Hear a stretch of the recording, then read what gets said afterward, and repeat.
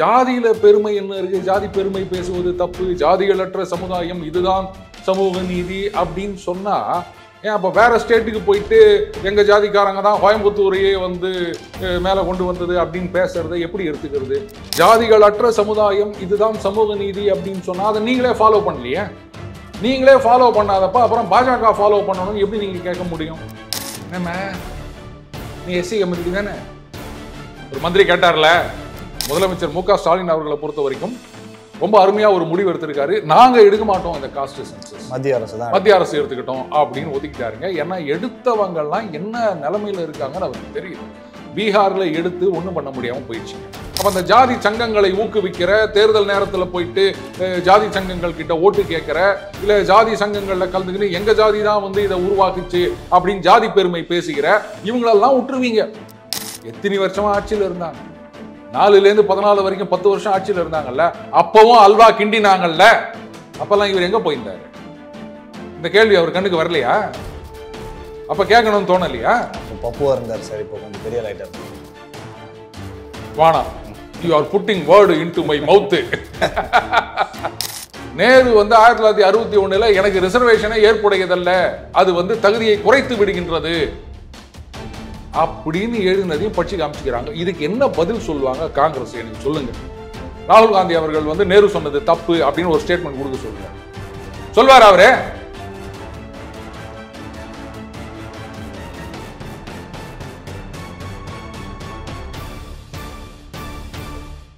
ஜாம்பவான் நேயர்களுக்கு பிரபாகரனின் அன்பு வணக்கம். இன்றைய அரசியல் அரங்கம் நிகழ்ச்சியில் நம்மோடு இணைந்திருக்கக்கூடிய சிறப்பு விருந்தினர் நம்முடைய ஜாம்பவான் அருண் சார் அவர்கள். வணக்கம் சார். வணக்கம் பிரபாகர். ஒரு முக்கியமான விஷயம் அரசியல் அப்படின்னு சொன்னா, திராவிட முன்னேற்ற கழகத்தினுடைய பாராளுமன்ற உறுப்பினர் கனிமொழி அவர்கள் நாடாளுமன்றத்தில் பேசுறப்ப ஜாதி குறித்து இந்த அவையில கேள்வி எழுப்புறாங்கன்ட்ட. அந்த மாதிரி செய்யக்கூடிய விஷயம் அப்படிங்கிறது ஒரு ஒரு ஒரு கெடுகட்ட செயல் அப்படிங்கிற மாதிரியான வார்த்தையை பயன்படுத்தாம ஒரு நாசுக்கா சொல்றாங்க. அப்படியா சார்? அதாவது ஜாதி பத்தி கேள்வி கேட்கறது தப்பா, இல்ல ஜாதி பத்தி பாராளுமன்றத்தில் கேள்வி கேட்கறது தப்பா? எனக்கு முதல்ல இதுக்கு ஒரு கிளாரிஃபிகேஷன் கொடுங்க. பொதுவா ஜாதியை பத்தி பேசுறதே தப்பு தானே சார்? அண்ணன் துரைமுருகன் அவர்கள் எத்தனை வருஷமா அரசியல் இருக்கார்? அண்ணா அவர்கள் காலத்துல இருந்து அரசியல் பண்ணிட்டு இருக்காரு. அரை நூற்றாண்டு சொல்றாங்க. ஆமா, மேலேயே சொல்லலாம் இல்லையா? ஏன்னா அவர் சின்ன ஒரு பையனா இருக்கும் போதுல இருந்தே இந்த திராவிட பாரம்பரியத்துல வந்தவர். அவருடைய மகன் தானே கதிர் ஆனந்த். அவருடைய பேட்டி வீடியோ ஒன்று பார்த்தீங்கல்ல? தலைவர் என்ன கேட்டாராம், என்ன சமூகம்? இவர் உடனே சொல்லியிருக்காரு, வேட்பாளர் நேர்காணல்ல. அப்போ அதை என்னன்னு சொல்லுவீங்க? ஒருவேளை அவங்களுக்குள்ளே ஏதாவது குழப்பமா? ஜாதி பத்தி கேட்கறது தப்பு அப்படின்னா இதுவும் தப்பு தானே. அவங்க தலைவரே கேட்டிருக்காரு. அதுக்கு என்ன சொல்லுவாங்க? ஏன் யாரோ ஒரு பெரியவர் வரும்போது கவுடாவா அப்படின்னு கேட்ட வீடியோ கூட சோசியல் மீடியாவில் வந்தது. சரி, ஜாதியில பெருமை என்ன இருக்கு? ஜாதி பெருமை பேசுவது தப்பு, ஜாதிகளற்ற சமுதாயம் இதுதான் சமூக நீதி அப்படின்னு சொன்னா, ஏன் அப்ப வேற ஸ்டேட்டுக்கு போயிட்டு எங்க ஜாதிக்காரங்க தான் கோயம்புத்தூரையே மேல கொண்டு வந்தது அப்படின்னு பேசுறதை எப்படி எடுத்துக்கிறது? அவரும் எம்பி தானே. அவர் வட சென்னை எம்பி, இவங்க தூத்துக்குடி எம்பி. ஒருவேளை அவரையுமே கனிமொழி அவர்கள் ஏதாவது குறை சொல்லுகிறார்களா? ஏன் இன்னொருத்தர் நம்ம ஜாதிக்காரெல்லாம் வாங்க, நாங்க இருக்கும்போதே எங்களுக்கு எல்லாத்துலயும் கோட்டா இருக்குது, பண்ணிக்கங்க, நாம இந்த ஜாதின்னு சொல்லுங்க, நாங்க செஞ்சு கொடுக்குறோம் சொன்னாரா இல்லையா? இப்போ விக்கிரவாண்டி தேர்தலில் போய் பாராளுமன்ற உறுப்பினர்கள்லாம் பேசினாரே. இப்போ அந்த எலெக்ஷன் நேரத்துல ஜாதி சங்க தலைவர்கள் கிட்ட போயிட்டு ஆதரவு கேட்கறது, அதை எப்படிங்க எடுத்துக்க முடியும்? நீங்க ஜாதிகளற்ற சமுதாயம் இதுதான் சமூக நீதி அப்படின்னு சொன்னா அதை நீங்களே ஃபாலோ பண்ணலையே. நீங்களே ஃபாலோ பண்ணாதப்ப அப்புறம் பாஜக ஃபாலோ பண்ணணும்னு எப்படி நீங்க கேட்க முடியும்? டெய்லி காலையில் எழுந்துக்கணும்ப்பா அப்படின்னு நான் என் பசங்களுக்கு சொல்றேன் அப்படின்னா, நான் காலையில் எழுந்துக்கணும். முதல்ல நானே 10 மணி வரைக்கும் தூங்கிட்டேன். என் பையனை 5 மணிக்கு எழுந்துரு அப்படின்னா, டேய் நீ எல்லாம் ஒரு அப்பனா, நீ முதல்ல எழுந்துடுறான் கேட்பானா? அதுவும் இந்த காலத்து பசங்க நிச்சயமா கேட்பாங்க. நம்ம 5 மணிக்கு எழுந்தாலுமே அவனுக்கு நீ எல்லாம் ஒரு அப்பனா, காலங்கத்தால் என்ன எழுப்புறியா அப்படின்றான். அந்த மாதிரி இருக்கும்போது நம்மளே ஃபாலோ பண்ணாம அதுக்கு மாறாக ஃபாலோ பண்ணாம இருக்கிறதுன்றது ஒண்ணு, அதுக்கு அகைன்ஸ்டா நடந்துக்கிறது அப்படின்றது ஒண்ணு. அப்போ சீட்டு கொடுக்கும்போது நாங்கள் என்ன சமூகம்னு பார்த்து தான் சீட்டு கொடுப்போம். அது இப்படி எலெக்ஷனுக்கு முன்னாடி கேட்டா கரெக்ட், ஜெயிச்சு வந்த பிறகு கேட்டா தப்பா? இந்த ஒருவேளை அவங்களுக்கு இடம் தான் பிரச்சனையோ சார்?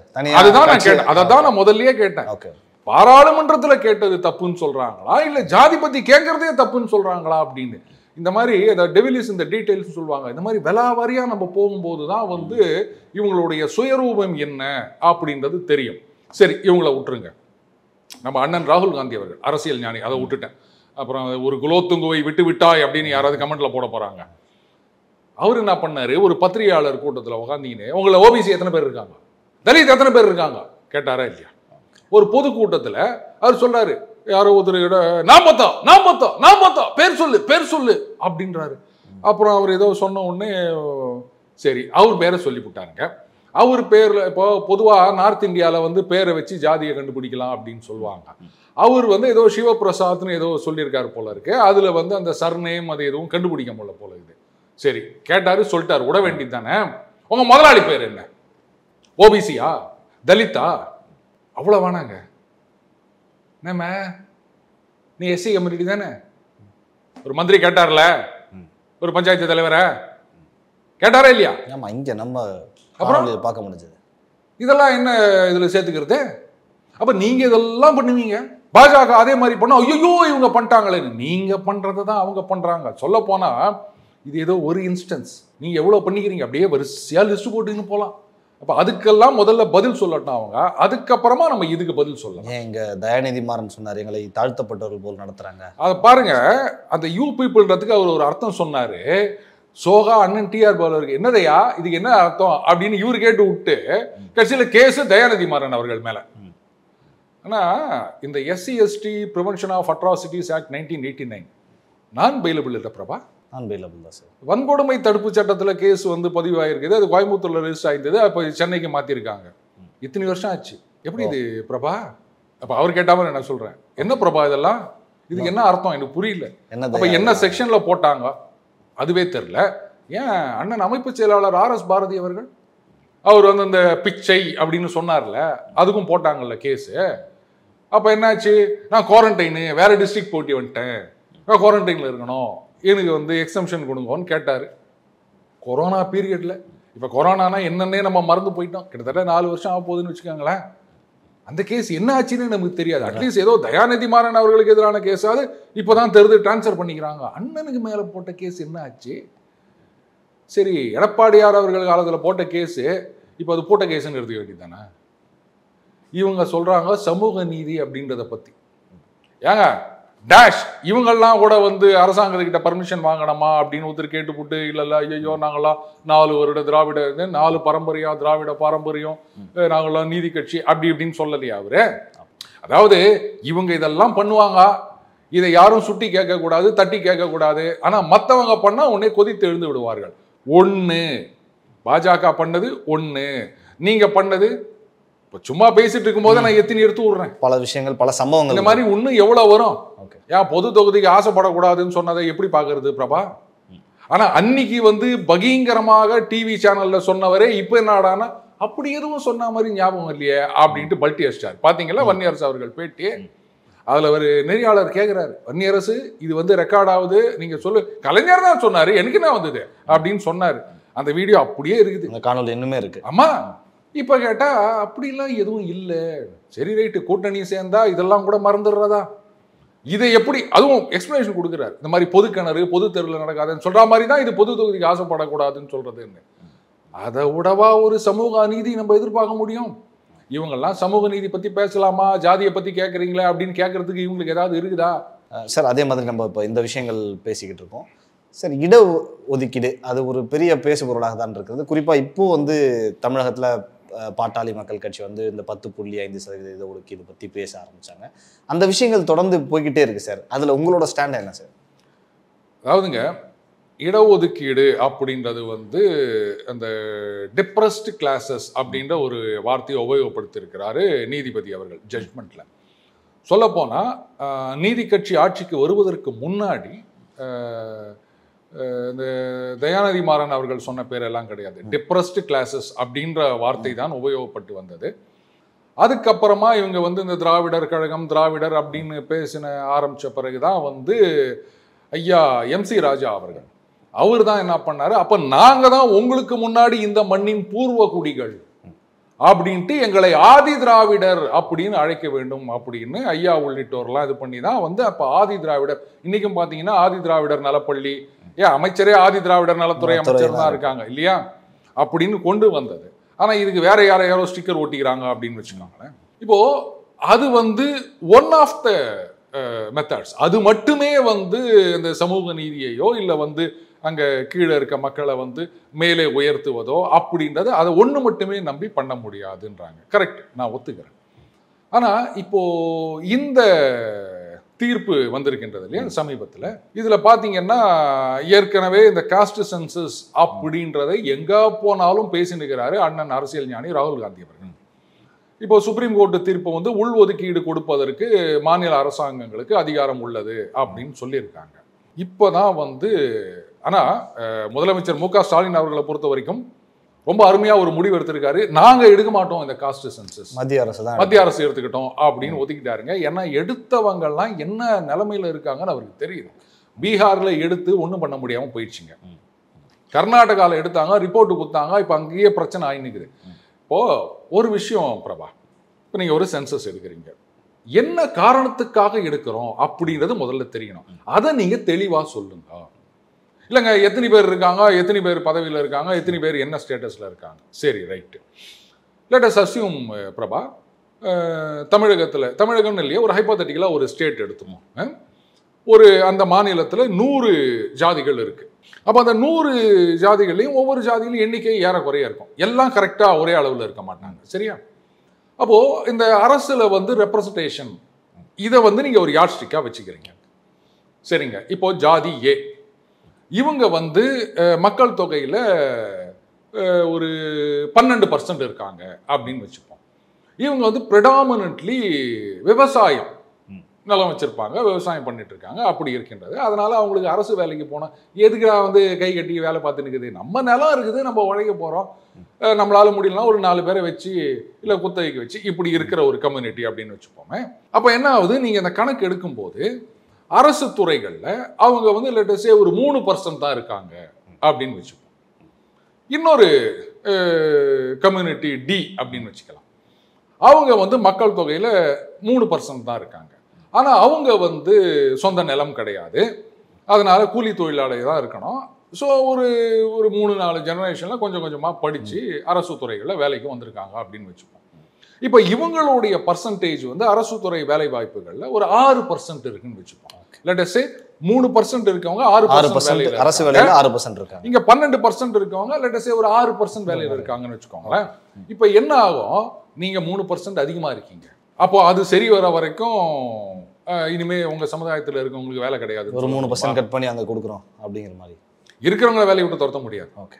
ஸோ அவங்க ரிட்டையர் ஆகிட்டு அந்த 3% சரிசமமாக வர வரைக்கும் இனிமேல் உங்கள் சமூகத்தை சார்ந்தவர்கள் இங்கே வந்து வேலைக்கு எடுக்க முடியாது அப்படின்னு சொல்ல முடியுமா?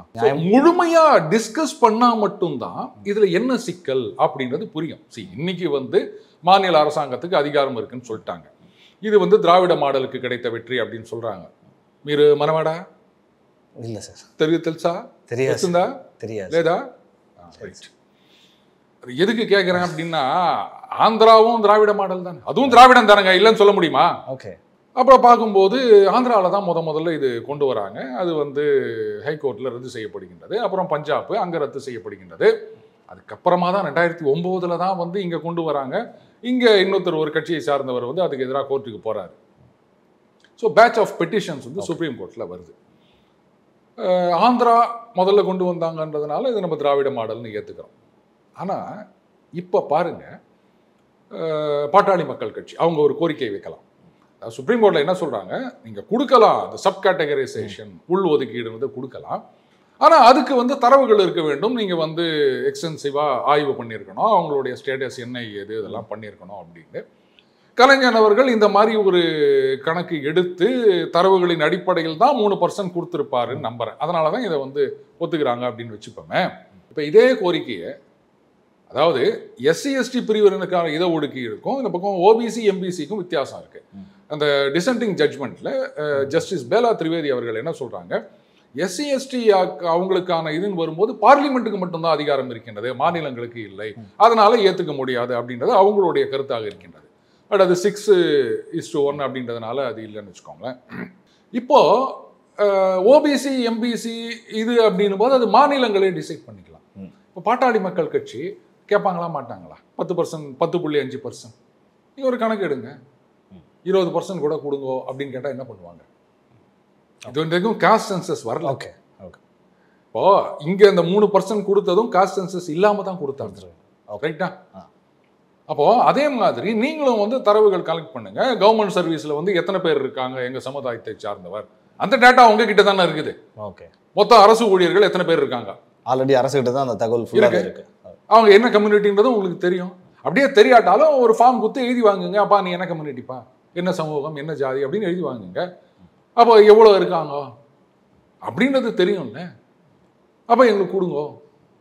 காஸ்ட் சென்சஸ் இல்லாமல் அங்கே பண்ணும்போது காஸ்ட் சென்சஸ் இல்லாமல் இங்கே பண்ணக்கூடாதா அப்படின்னு கேட்டால் என்ன பண்ணுவீங்க? இப்போ இங்கேன்னு இல்லை, இன்னும் பல மாநிலங்களில் ஏற்கனவே தெலுங்கானால ரேவந்த் ரெட்டி அவர்கள் சொல்லிட்டாரு, தீர்ப்பு வந்துருச்சு, நாங்கள் வந்து இந்த மாதிரி உள் ஒதுக்கீடு கொடுக்க போகிறோம் அப்படின்னு சொல்லியிருக்காருங்க. அப்போ பல பேர்கிட்டேருந்து இந்த மாதிரி கோரிக்கை வரும். இந்தியாங்கிறது வெவ்வேறு மாநிலங்கள், நிறைய மாநிலங்கள் இருக்கு. இது ஒரு முன்னுதாரணமாக என்ன பண்ணுவீங்க? எல்லா மாநிலங்கள்லையும் குரல். சுப்ரீம் கோர்ட் சொல்லிட்டாங்க உங்களுக்கு பவர்ஸ் இருக்கு அப்படி. ஒன்றுபட்டால் உண்டு வாழ்வு அப்படின்றத புரிஞ்சுக்க வேண்டிய நேரம் இது. ஏன்னு கேட்டீங்கன்னா, எம்பிசி அப்படின்னு ஒட்டுக்கா இருந்தா 20%, ரைட்? இப்போ சென்ட்ரல்ல ஓபிசினா 27% அப்படி வச்சுப்போம். ஓபிசின்னு மொத்தமா இருந்தீங்கன்னா 27% வேலைகளுக்கு நாம போட்டி போடலாம். ஆனா என்னுடைய கம்யூனிட்டிக்கு மட்டும் தனி அப்படின்னு போயிட்டோம்னா, நீங்க தமிழகத்தில் எடுத்துக்கங்க. ஓகே. தமிழகத்துல நீங்க வந்து இப்போ ஐயா ராமதாஸ் அவர்கள் என்ன கேட்டிருந்தாரு ஆரம்ப காலத்துல, அப்ப நான் ஸ்கூல் படிக்கிற காலத்துல, அதாவது மாநிலத்தில் 20%, மத்தியில் 2% அப்படின்னு கேட்டாருங்க.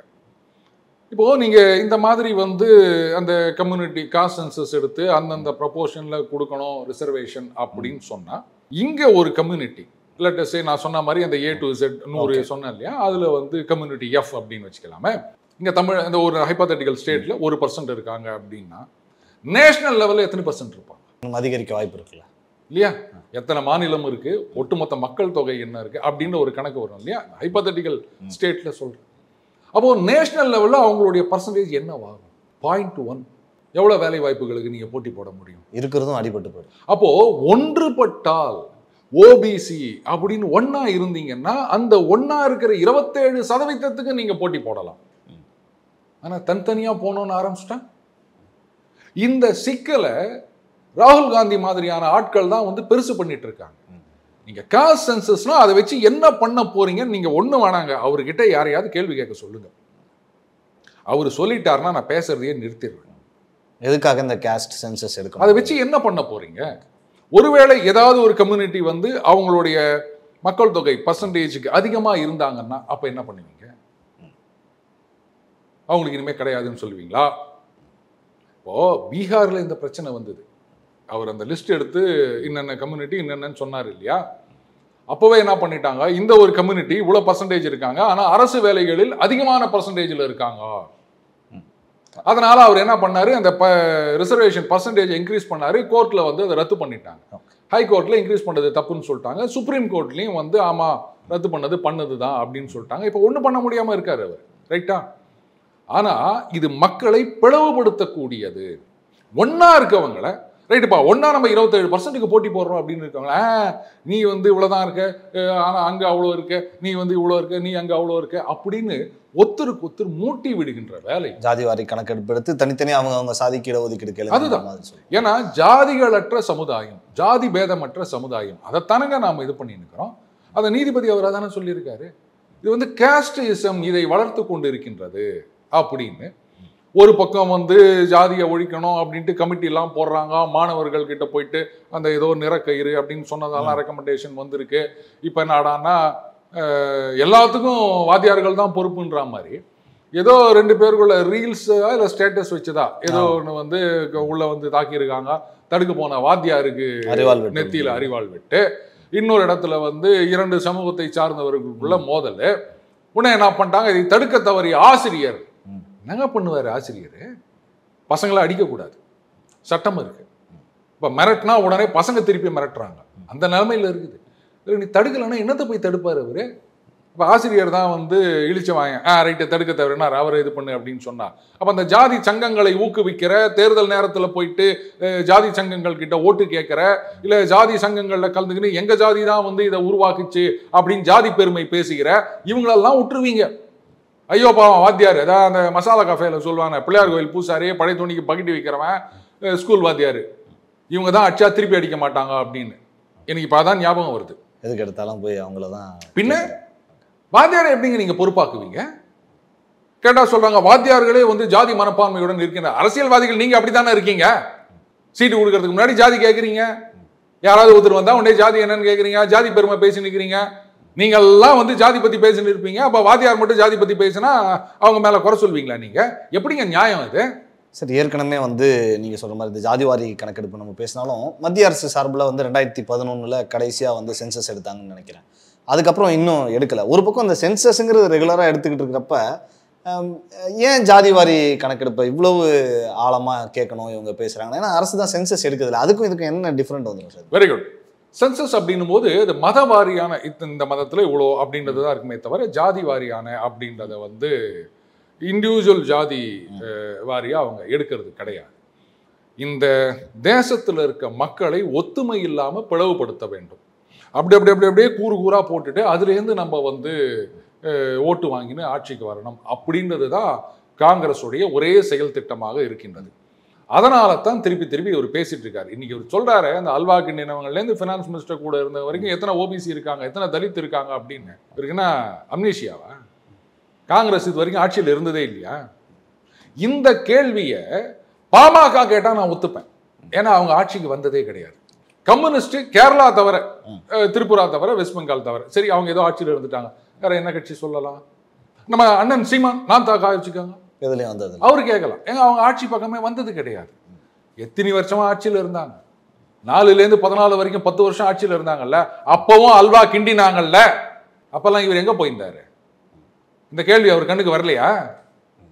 அப்ப கேட்கணும்னு தோணலையா? அப்போ பப்புவா இருந்தார் சார், இப்போ கொஞ்சம் பெரிய லைட்டர் போல இருக்கு. வானா, you are putting word into my mouth. வளர்ந்துட்டார் சார். சரி, தமிழ்நாட்டில் ஏதோ அந்த எக்கானமி அதெல்லாம் அப்படின்ட்டு ஒரு குழு போட்டாங்கல்ல, ஜெயரஞ்சன் தலைமையில் போட்டாங்க. இல்ல அவரு ரகுராம் ராஜன்லாம் கூட இருந்தாரு. ஆமாமா, ரிசர்வ் பேங்க் முதல்ல கவர்னர்லாம் கூட இருந்தாங்க. அதுல எத்தனை ஓபிசி எத்தனை தலித்துவா யாராவது சொல்லுவீங்களா? இப்போ ஒரு செய்தி படிச்சு, I need to verify that. நான் ஆச்சரியமா இருந்தது. உத்தரப்பிரதேசத்துல அகிலேஷ் தான் வந்து எம்பியா போயிட்டார்ல, அங்க எதிர்கட்சி தலைவர் வேணும்ல, ஒரு பார்ப்பனரை எதிர்கட்சி தலைவராக நியமித்திருக்கிறார்கள்னு கேள்விப்பட்டேன்பா. பாண்டே எதிர்கட்சி தலைவர் ஒரு நிமிஷம் ஆடி போயிட்டேன். எந்த பாண்டே? அதான் நானும் யோசிச்சேன். ஐயோ இல்லங்க, அவரு சாணக்கியா பாண்டே இல்லைங்க, அவரு வேற பாண்டே, அவர் ஊப்பியில இருக்க பாண்டே அப்படின்னாங்க. எப்படிங்க? ஏன் வேற யாருமே உங்களுக்கு கிடைக்கலையா? இவர் பேசுறாரு, அது வேற என்ன PAD அலையன்ஸ் ஏதோ சம்திங் சொன்னாருங்க. அவரு பிற்படுத்தப்பட்டவர்கள், மைனாரிட்டிகள் அப்படின்லாம் பேசியிருந்தாரு. அது ஏன் எதிர்கட்சி தலைவரை வந்து ஒரு பார்ப்பனருக்கு கொடுத்தாரு? யாராவது ஏதாவது பதில் சொல்லுவாங்களா? ஏன் ராகுல் காந்தி தான் போய் கேட்க வேண்டியது தானே? நாங்கள் வந்து உங்களுக்கு ஓட்டு போட்டவங்கெல்லாம் வந்து பிற்படுத்தப்பட்ட மக்கள், மைனாரிட்டிகள், இவங்க ஓட்டு போட்டுக்கிறாங்க, நீங்கள் வந்து எதிர்கட்சி தலைவராக ஒரு பார்ப்பனருக்கு கொடுத்துக்கிறீங்களா அப்படின்னு கேட்க வேண்டியது தானே? எல்லாத்தையும் பேசிட்டு, ஆனால் பிரதம மந்திரி அப்படின்னா மட்டும் ஒரு பார்ப்பனர் தான் வரணும். யாருன்னு கேட்குறீங்களா? அதுவும் சாதாரண இதெல்லாம் கிடையாதுங்க. அவர் கட்சி தலைவர் சொன்ன அதே வார்த்தையை நான் சொல்லவா? ராகுல் காந்தி என்ன நினைச்சுங்க, சாதாரண இந்து இல்லைங்க, பூணூல் அணிந்த ஹிந்து, ஜனேயுதாரி ஹிந்துன்னு சொன்னார். ரஞ்சி சுர்ஜிவாலான்னு நினைக்கிறேன், அவர் தான் சொன்னார். எப்படி அந்த பூணூல் அணிந்ததுன்னா அது என்ன ஒரு கிரேடு அபோவ் அப்படின்னு நினச்சாரா? நாம கூட முதல்ல அமெரிக்க நாராயணன் அவர்கள்ட்ட பேட்டி எடுக்கும்போது இந்த கேள்வியை கேட்டோம். இல்லையே, நான் அந்த மாதிரி எதுவும் நியூஸ் பார்க்கலையேன்ற மாதிரி அவர் மழுப்பிட்டார் அப்படின்னு வச்சுக்கோங்களேன். அப்போது இவர் வந்து எனக்கு இந்த ரிசல்ட் எல்லாம் வர்றதுக்கு முன்னாடி, அதாவது கடைசி ஃபேஸ் எலெக்ஷன் முடிஞ்ச பிறகு காங்கிரஸ் கட்சியில் அப்புறம் தான் ஆரம்பிக்கிறாங்க. பிரதமர் பதவின்னா அது ராகுல் காந்தி தான். ஸோ ஒன்று ராகுல் காந்தி, அப்படி இல்லாட்டா மம்தா பானர்ஜி. மம்தா பானர்ஜின்னா என்ன கம்யூனிட்டிங்க? அப்புறம் அதான் நிர்மலா சீதாராமன் கேட்டாங்க, நீங்கள் இந்த ராஜீவ் காந்தி ஃபவுண்டேஷன் வச்சுக்கிறீங்களே, அதில் எத்தனை ஓபிசி இருக்காங்க, எத்தனை தலித் இருக்காங்க எனக்கு சொல்லுங்க. ரெண்டாவது மந்திரி கரெக்டாக பதில் சொன்னார். இது பாருங்க, நீங்க வந்து 80ல கொடுத்த மண்டல் கமிஷன் அறிக்கையை அப்படியே தூக்கி கடப்புல போட்டீங்க. 80லேருந்து 89 காங்கிரஸ், இந்திரா காந்தி, அப்புறம் ராஜீவ் காந்தி இவங்க தான் பிரதம மந்திரியா இருக்காங்க. இதை இம்ப்ளிமெண்ட் பண்ணவே இல்லை. பண்ணியிருந்தாங்கன்னா அப்பவே ஓபிசி 27% ரிசர்வேஷன் வாங்கிட்டு வந்திருப்பாங்க. வரல. இப்ப கடைசியா லேட்டஸ்ட் 1990 பேட்ச் ஆபீசர் தான் அந்த ஃபினான்ஸ் மினிஸ்ட்ரியில அங்க கூட இருந்தாங்கல்ல, அதுல வந்திருக்காங்க. 93லேருந்து தான் கோர்ட்டு கேஸுக்கு அப்புறமா தான் இந்த 27% இம்ப்ளிமெண்ட் ஆச்சு. ஸோ இன்னும் 3 வருஷத்துக்கு அப்புறம் அவங்கெல்லாம் வந்து சீனியாரிட்டி வந்து மேலே வருவாங்க. இவ்வளோ ஏங்க நேரு வந்து 1961 எனக்கு ரிசர்வேஷனை ஏற்புடையதல்ல, அது வந்து தகுதியை குறைத்து விடுகின்றது அப்படின்னு எழுதினதையும் பட்சி காமிச்சிக்கிறாங்க. இதுக்கு என்ன பதில் சொல்லுவாங்க காங்கிரஸ்? எனக்கு சொல்லுங்க.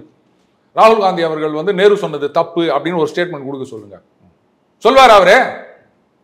ரிசர்வேஷனே கூடாதுன்னு ஒரு கட்சி தலைவர் பேசிக்கிறாரு. நேரு தானே அந்த காலத்தில் கட்சி தலைவராக இருந்தாரு. அதுக்கு ஏதாவது ஒரு பதில் கொடுக்க சொல்லுங்க. அதுக்கப்புறம் மற்றதுக்கெல்லாம் பதில் கொடுக்கலாம். ஆனால் மௌனம் தான் காப்பாங்க. இதை யாரும் அவங்க கிட்ட கேட்க மாட்டேங்கிறாங்க. கேட்டா உடனே என்ன சொல்றாரு? உன் பேர் என்ன? உன் முதலாளி பேர் என்ன? உன் ஜாதி என்ன? நீ ஓபிசியா? இப்படிதான் கேட்டுன்னு இருப்பாரு. நீ யாருன்னு அவர் பதில் சொல்ல மாட்டார். சார், இந்த விஷயங்கள் குறித்து பேசிக்கிட்டு இருக்க இதே சமயத்தில் வந்து தமிழகத்தை பொறுத்த வரைக்கும் இந்த இடஒதுக்கீடு விஷயங்களில் விடுதலை சிறுத்தைகள் கட்சியினுடைய ஒரு பேச்சு அப்படிங்கிறதும் அவங்க பேசக்கூடிய கருத்துக்களும் பார்க்கப்படுகிறது. அவங்களுடைய நிலைப்பாடு இந்த ஜாதிவாரி கணக்கெடுப்பில் எப்படி இருக்குன்னு பார்க்குறீங்க சார்? கூட்டணியில் என்ன கருத்தோ அதுதான் அவர் கருத்தா போவார்னு நான் நினைக்கிறேன். ஏன்னா சொந்த கருத்தா பேசுற மாதிரி இப்போ எதுவுமே தெரியலங்க. எல்லாமே திமுகவுடைய குரலாகத்தான் அவர் ஒலித்து கொண்டிருக்கின்றார். ஆம்ஸ்ட்ராங் அவர்கள் கொலை விஷயத்திலேயே நம்ம பார்த்தோம். என்ன சொன்னாரு? உண்மையான குற்றவாளிகள் இவங்க கிடையாது அப்படின்னாரு. இவர் சொன்னதை தான் பாஜக சொன்னாங்க, எல்லாம் சொன்னாங்க. மாயாவதி அவர்களும் அதை தான் வந்து சொன்னாங்க. டகால்னு அங்க போய் சந்திக்கிறாரு. உடனே என்ன சொல்லிட்டாரு? பாஜக அரசியல் ஆக்குகின்றது அப்படின்னாரு. அப்ப நீங்க என்ன பண்ணீங்க? நீங்களும் தானே அதை பேசுனீங்க, சொன்னீங்கல்ல. அப்ப நீங்களும் அரசியல் பண்ணீங்களா? எதனால இப்ப டகால்னு மாறிட்டீங்க? கூடவே என்ன பண்றாரு? திமுகவை வந்து குற்றம் சொல்கிறார் போல இருக்கின்றது. பா ரஞ்சித் அவர்கள் வந்து ஒரு நீதி கேட்டு ஒரு பேரணி அப்படின்னாருங்க. முதல்ல கலந்துக்கிறார் சொன்னாங்க, அப்புறம் வரமாட்டேன்ட்டாங்க அப்படின்றதையும் அவர் சொல்லியிருக்காரு. ஏன் கலந்துக்கல? போகக்கூடாதுன்னு உத்தரவும் போட்டாங்க. எனக்கு பதில் சொல்லுங்க. அவர் என்ன ஒரு கட்சியா வச்சுன்னுக்கிறாரு பா ரஞ்சித்? அவர் ஏதோ ஒரு கட்சி ஆரம்பிச்சு அவர் வந்து எதிர்த்தரப்பு கூட்டணியோட இருந்தா கூட இல்லைங்க அது எதிர்கட்சி கூட்டணிங்க, அதனால நீங்க போகக்கூடாதுங்க அப்படின்னு சொல்லலாம். அவர் வந்து நம்ம சமுதாயத்தை சார்ந்தவர், அதுவும் பகுஜன் சமாஜ் கட்சி அப்படின்றது வந்து இந்த மாதிரியான ஒடுக்கப்பட்ட மக்களுக்காகவே போராடுகின்ற கட்சின்றது உலகத்துக்கே தெரியும். அப்போ அந்த கட்சியின் தலைவர் படுகொலை செய்யப்பட்டிருக்கின்றார். அதுக்கு நீதி கேட்டு ஒரு பேரணி போறோம் அப்படின்னும் போது எல்லா வித்தியாசங்களையும் மறந்து, சொல்ல போனா நான் விசிகான்னு இல்லை, எல்லா கட்சியினரும் அதுக்கு வந்து கலந்துருக்கணும் அப்படின்னு நான் சொல்றேன். எல்லா சமுதாயத்தினரும் எல்லா கட்சியினரும் அதை கலந்துருக்கணும். ஃபர்ஸ்ட் திங், சட்டம் ஒழுங்கு பிரச்சனை அப்படின்றதுக்காகவாது கலந்துருக்கணும். இன்னைக்கு வந்து அந்த பிரியாணி கடையில ஒருத்தரை கொண்டுட்டாங்க அப்படின்னு மறுபடியும் அந்த ஆணவ கொலைக்கு எதிராக சட்டம் இயற்ற வேண்டும் அப்படின்னு கோரிக்கை வச்சுக்கிறார். ஏங்க கூட்டணியில தானே இருக்கீங்க. முதலமைச்சரை போய் பார்த்து இது மாதிரிங்க ஒரு தனி சட்டம் ஏற்றுங்கள் அப்படின்னு ஒரு வார்த்தை சொல்ல வேண்டியது தானே. நேரடியாக பார்த்து பேசலாமே, சொல்லலாம்ல. எதுக்காக? ஆனா இன்னைக்கு எல்லாமே இப்படிதான் இருக்குன்னு வச்சுக்கோங்களேன். நமது மாண்புமிகு அவைத்தலைவர் அப்பாவு அவர்கள் அவரு ஒரு கடிதம் எழுதியிருக்கிறதா செய்தி பார்த்தேன். முதலமைச்சருக்கு கடிதம் எழுதுறாரா, அதுல வந்து இந்த சைனா லைட்டர் இருக்குல்ல அதெல்லாம் தடை செய்ய வேண்டும் அப்படின்னு. சும்மா அப்படியே உங்க கட்சி தலைவர் தானேங்க. இல்ல சட்டமன்றத்துல மேபி சபாநாயகர் எதுவும் கோரிக்கை வைக்க கூடாதுன்னு ஏதாவது இருக்கா இல்லைன்னு எனக்கு தெரியல. அங்க சொல்லியிருக்கலாம், இல்ல வந்து தனிப்பட்ட முறையில பார்த்து சொல்லியிருக்கலாம். இது கடிதம் எழுதுறதுன்னா நான் இந்த மாதிரி நிறைய கடிதம் எழுதியிருக்கேன். அதுல பல விஷயங்கள்ல சக்சஸும் ஆயிருக்கு. ஆனா நான் இதையெல்லாம் வந்து சொல்லிட்டு இருக்க முடியாது. அப்புறம் எனக்கு நானே ஃப்ளெக்ஸ் வச்சுக்கிற மாதிரி ஆயிரும். ஸோ இந்த நான் இதையும் அதையும் கம்பேர் பண்ணல. பட் கடிதம் எழுதுறது அப்படின்றத விட நேரம் ஒரு வார்த்தை சொல்லலாமே. அதைத்தான் நான் திரும்ப அவர்களுக்கும் சொல்றேன். உங்க கூட்டணியில தானே இருக்கீங்க. நீங்க பாஜகவை கேட்கறத விட்டுட்டு இங்க திமுகவை கேளுங்க, ஒரு சட்டம் கொண்டு வாங்க, உடனடியாக அது தேவை, இந்த மாதிரி ஆயிருக்குது அப்படின்னு சொல்லுங்களேன். அவ கொண்டு வரல அப்படின்னா அதான் சிக்கல். ஏன்னா கொண்டு வரல அப்படின்னா அப்போ வந்து இவங்க சமூக நீதிக்கு எதிரானவர்கள்னு அதிமுக தரப்புல இருந்தோ பாஜக தரப்புல இருந்தோ குற்றச்சாட்டு வைக்கக்கூடிய ஒரு சான்ஸ் வரும். ஸோ திமுகவுக்கு எதுவும் பாதகம் வந்துடக்கூடாது அப்படின்றதுல தான் அவர் குறியா இருக்காரு. அப்போ போயிட்டு நீங்க வந்து இந்த மாதிரி கணக்கெடுப்புல அவருடைய நிலைப்பாடு என்னன்னா அவங்க என்ன சொல்றாங்களோ அதான் எங்க நிலைப்பாடு, அதை கேட்டு வந்து சொல்றோம். அப்படிதான் இருக்க முடியும். வேற கூட்டணி தர்மம்னு ஒண்ணு இருக்குல்ல, அதை மீறி ஏதாவது செய்ய முடியுமா? சார், பல விஷயங்கள் இன்னைக்கு இருக்கக்கூடிய காலகட்டத்தில் இருக்க அரசியல் சூழல் குறித்து நிறைய தகவல்கள் எங்களோடு பகிர்ந்து கொண்டீர்கள். உங்களுக்கு ஜாம்பவான் நேயர்கள் சார்பாகவும் இந்த பிரபாகரன் சார்பாகவும் மனமார்ந்த நன்றிகள் சார். நன்றி பிரபாகர். நன்றி சார்.